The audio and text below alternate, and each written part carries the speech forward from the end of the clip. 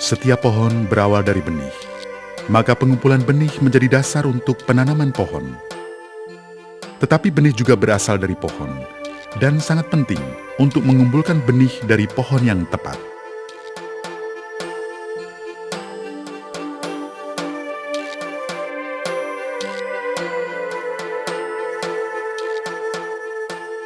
Seorang petani sedang mengumpulkan benih yang akan ditanam di kebunnya.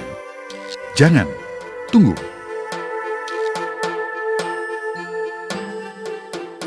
Pohon-pohon di mana Anda mengumpulkan benih harus dipilih secara cermat.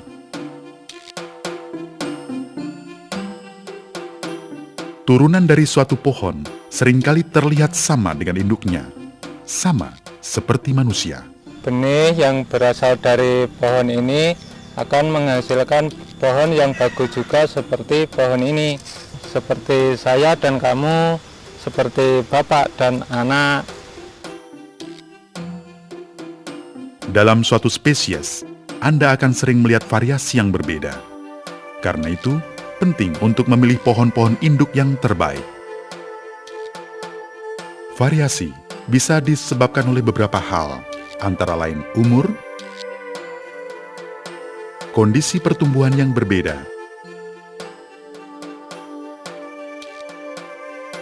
pengaruh dari angin atau api,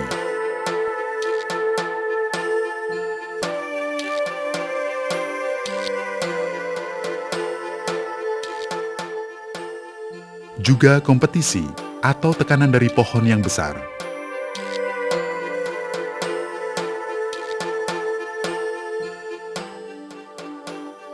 Tetapi beberapa variasi terjadi akibat perbedaan sifat-sifat yang diturunkan.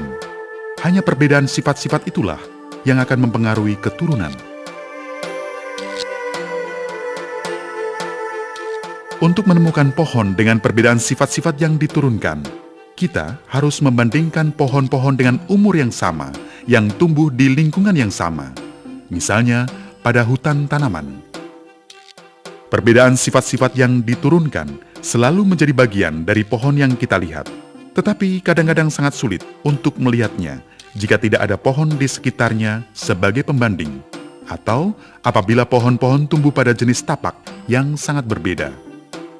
Apa yang harus kita cari pada saat memilih pohon-pohon induk yang terbaik untuk pengumpulan benih? Kita dapat membandingkan beberapa pohon dari spesies yang sama. Pertama, kita bisa melihat bentuk batang pohon.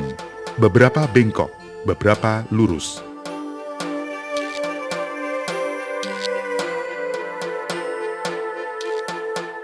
Kita dapat melihat jumlah batang pohon.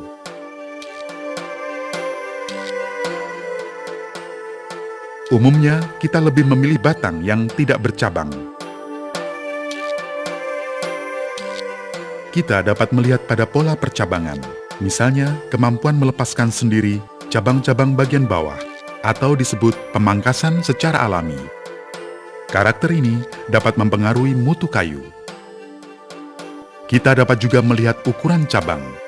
Cabang-cabang yang kecil akan menghasilkan mata kayu yang lebih kecil.